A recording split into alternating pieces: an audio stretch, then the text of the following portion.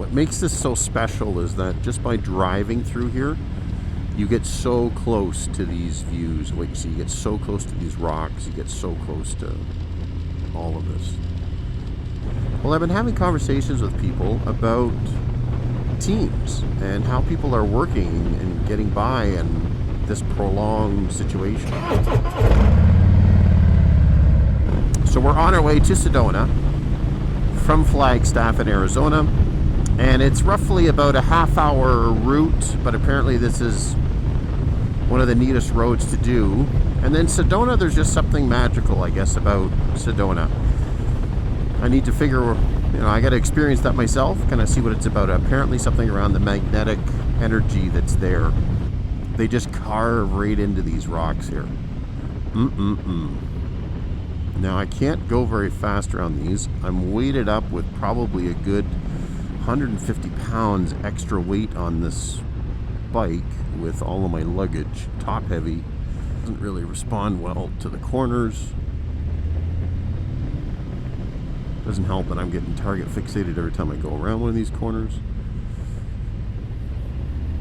But it's nice. Well, I've been having conversations with people about teams. They realize they need to do something about teamwork and communication and whatnot.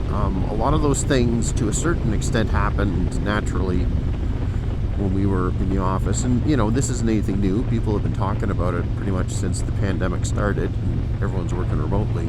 We need to figure out ways to connect in a different way. And I've had a couple experiences with some recent clients of doing remote training, remote, workshops with whole teams, teams that are already together. The teams that were together in different degrees, like some of them are, sort of independent members that are actually just happen to be on a team together.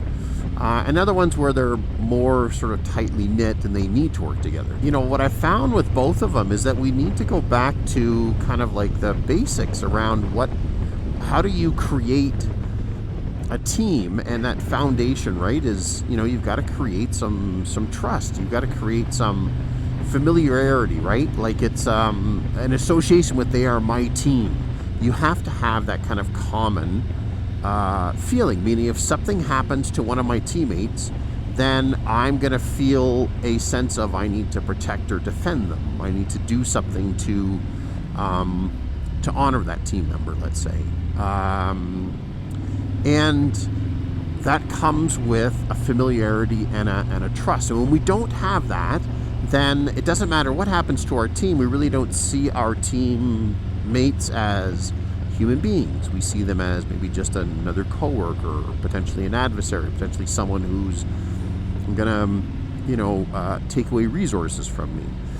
So building that foundation, we would do it all the time. We would do it naturally in a working environment, and that was getting beyond what we see in an office environment and getting into, let's say, what is that person all about. So how do we create that within, let's say, workshops or trainings or experiences? And that's why, you see, executive retreats, right? Bring your executive team out into the woods or into a place like Sedona and, go hiking or go ziplining and scare the crap out of everyone. And it breaks away those layers or those masks that we put on in a working environment to, feel like this is what we should be seen as. Where the reality of creating a really strong team is actually you remove those masks and you show your teammates actually who you are, like who's the real Michael. And that is what starts to create these links. Now, it doesn't mean that we all sit around a campfire and sing Kumbaya. Like, that's not sort of what we're about. But if that's what you like doing, then, go ahead and do that. What I'm talking about is you've got to find that doorway to teams that allow people to safely express and remove, let's say, that mask, or remove, let's say, those layers. Some people it's easier than others. But essentially, everyone needs to remove a little bit of it so that people can see sort of who we truly are.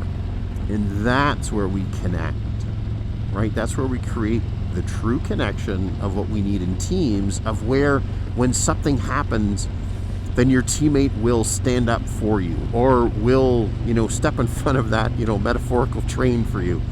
That's what really highly connected teams are. And it's not that you're connected to what the team represents, but you're connected to each person kind of individually. Like if you think about a spider web, if I'm on a team of 8 people, I am connected to each of those 8 people in a different way, and each of those 8 people are connected to each other in a different way.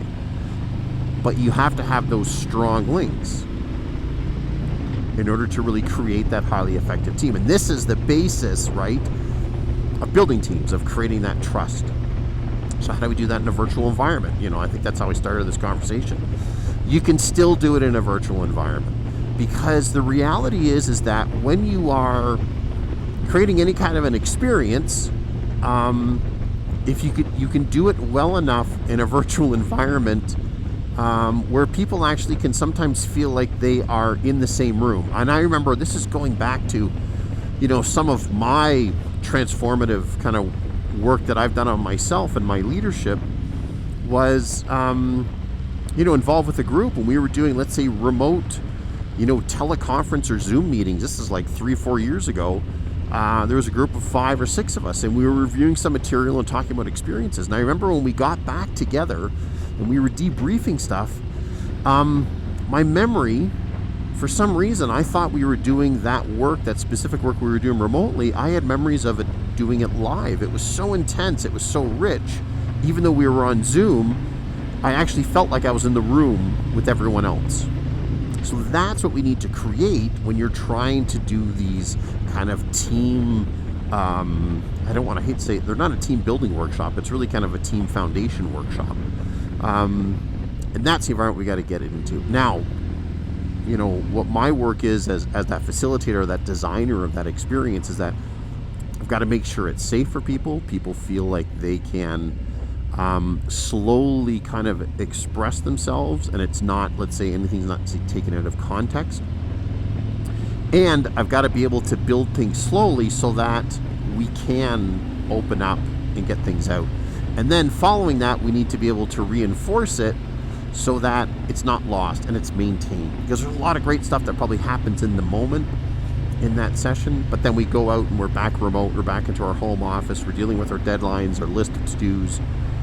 We need to be able to carry that forward for that team as well so that they maintain it. That's probably it for now. Team foundations in this remote environment, and how we can do it.